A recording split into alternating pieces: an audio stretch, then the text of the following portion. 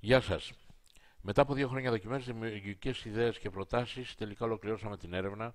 και καταλήξαμε στη μορφή που θα έχει η σχολή γονέων ή System Parenting, έτσι ώστε να σας προσφέρει τα περισσότερα ωφέλη σε συνδυασμό με τις ευκολίες της τεχνολογίας του ίντερνετ. Σε πρώτη φάση λοιπόν έχετε δυνατότητα να αποκτήσετε όλο το σεμινάριο σε μορφή βίντεο, DVD, ώστε να μπορείτε να το παρακολουθήσετε από την τηλεόρασή σας αλλά και από τον υπολογιστή σας. Η διάρκεια του είναι συνολικά 4 ώρες. Είναι χωρισμένο σε τμήματα ώστε να επικεντρώνεστε στο τμήμα που σας ενδιαφέρει περισσότερο και περιλαμβάνει εμφάνιση διαφανειών σε PowerPoint και ένα μικρό πλαίσιο με μένα να μιλάω. Αυτό σημαίνει πως το παρακολουθείτε όσες φορές θέλετε, όπου και να βρίσκεστε, όποια ώρα σας εξυπηρετεί, ακριβώς σαν να ήταν ζωντανό, σε αίθουσα κανονική, αλλά χωρίς μετακινήσεις βεβαίως, χωρίς απώλεια προσωπικού χρόνου, χωρίς περιττά έξοδα. Σε δεύτερη φάση, επειδή σίγουρα θα προκύψουν ερωτηματικά, απορίες αλλά και παρατηρήσεις, θα έχετε την ευκαιρία να τα συζητάτε προσωπικά μαζί μου μία φορά την εβδομάδα, κάθε Τετάρτη από τις 8 μέχρι τις 10 το βράδυ. Και για το σκοπό αυτό έχω δημιουργήσει μια ηλεκτρονική τάξη μέσω ίντερνετ, με την οποία θα συνδέεστε με τον υπολογιστή σας από το σπίτι σας ή από όπου άλλου θέλετε, όπου θα συζητάμε και θα σας δίνω λύσεις στα προβλήματα που αντιμετωπίζετε. Η υποστήριξη αυτή θα είναι τελείως δωρεάν, ενώ έχετε τη δυνατότητα να τη χρησιμοποιήσετε όσες φορές το έχετε ανάγκη, χωρίς κανέναν απολύτως περιορισμό.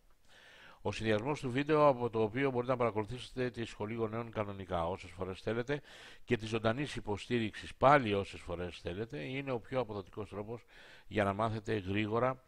και για να εφαρμόσετε αμέσως την παιδαγωγική μέθοδο που θα σας λύσει, αν όχι όλα, τα περισσότερα προβλήματα που έχετε με τα παιδιά σας. Αλλά ας δούμε ποια είναι τα θέματα της σχολής γονέων. Καταρχήν, το πρώτο μέρος είναι μια γενική προσέγγιση. Και τα θέματα είναι η σχέση του γονέα με το παιδί, ποια είναι τα καθήκοντα της μητέρας και ποια είναι τα καθήκοντα του πατέρα, η ισότιμη σχέση του γονέα με το παιδί του, όταν γίνεται η σχέση ανταγωνιστική, τι πρέπει να κάνει ο γονέας, η επικοινωνία με το παιδί του, η επιρροή της συμπεριφοράς του παιδιού, ο οικογενειακός αστερισμός, δηλαδή τη θέση που έχει στο παιδί, το παιδί στην σειρά που έχει γεννηθεί,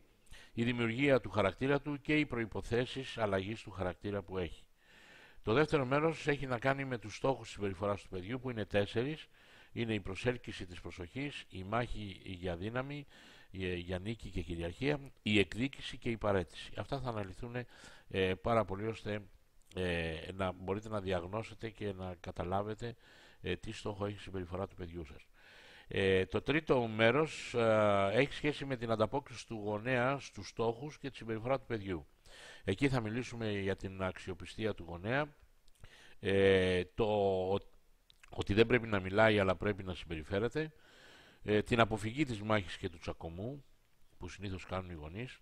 τα συναισθήματα και οι επιλογές που κάνουμε σε σχέση με τα συναισθήματά μας, ο στόχος της συμπεριφοράς του γονέα, το παραχάιδεμα, μια πολύ επιβαρυντική συμπεριφορά για το παιδί, η αυταρχική συμπεριφορά βεβαίως, η εγκατάλειψη, οι συνέπειες και η τιμωρία, που είναι χαρακτηριστικό για τους γονείς, χαρακτηριστική ανάγκη για να αντικαταστήσουν την τιμωρία με τις συνέπειες, όπου θα τις αναλύσουμε πάρα πολύ καλά, και η ενθάρρυνση, που ουσιαστικά αποτελεί το οξυγόνο για το παιδί. Το τέταρτο μέρος έχει να κάνει με την καλή σχέση και πώς δημιουργείται, έτσι ώστε οι γονείς να μπορούν να έχουν καλές σχέσεις με τα παιδιά τους, κάτι που είναι το πιο βασικό στην όλη διαδικασία της διαπαιδαγώγησης. Εκεί λοιπόν θα μιλήσουμε για τα 4 συστατικά της καλής σχέσης, για τις συγκρούσεις και το πώς επιλύονται, για το οικογενειακό συμβούλιο, τη σύνδεση του παιδιού με τον κόσμο και τέλος για τον απογαλακτισμό του παιδιού, όπου θα περιγράψουμε τις συνθήκες κάτω από τις οποίες το παιδί θα πρέπει να προετοιμαστεί για να βγει στην κοινωνία και να ζήσει πλέον με τις δικές του δυνάμεις. Τώρα, οι λύσεις στα καθημερινά τα προβλήματα για τα οποία θα πάρετε απάντηση είναι τα εξής. Πρώτα απ' όλα, στην προσχολική ηλικία θα ασχοληθούμε με τον ύπνο, το φαγητό, τα παιχνίδια, τον ντύσιμο, την άρνηση του παιδιού να πάει στο παιδικό σταθμό, την επιθετική συμπεριφορά, αρνήσεις, κλάμα, ακραίες συμπεριφορές, ζημιές, τσακωμοί με αδέρφια και φίλους, επικίνδυνες ενέργειες, νυχτερινή ενούρηση κλπ.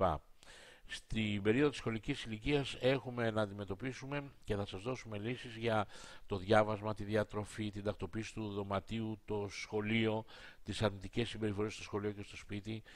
θέματα επικοινωνίας με το παιδί, το οικογενειακό συμβούλιο βεβαίως που θα το αναλύσουμε, παράλογες απαιτήσεις του παιδιού, επικίνδυνες ενέργειες, μιμητισμός, ηλεκτρονικά παιχνίδια, ίντερνετ κλπ. Και τέλος, για την εφηβεία θα δώσουμε λύσεις σε προβλήματα επικοινωνίας, συμφωνιών, πάλι οικογενειακό συμβούλιο σε άλλο επίπεδο βεβαίως, πάλι αρνητικές συμπεριφορές. Εδώ έχουμε κάπνισμα, ναρκωτικά, σεξ, ομοφιλοφιλία, διάβασμα, μελέτη δηλαδή των μαθημάτων. Έχουμε θέματα διατροφής, εμφάνισης, επαγγελματικού προσανατολισμού, χρήση αυτοκινήτου ενδεχομένως ή χρήση σε μηχανάκι που είναι πάρα πολύ μηχανής που είναι πάρα πολύ επικίνδυνο, ηλεκτρονικά παιχνίδια, ίντερνετ σε άλλο επίπεδο βεβαίως τώρα, νυχτερινές έξοδοι που τα παιδιά αρχίζουν και βγαίνουν έξω και μένουν πολύ χρόνο και ούτω καθεξής. Για όλα αυτά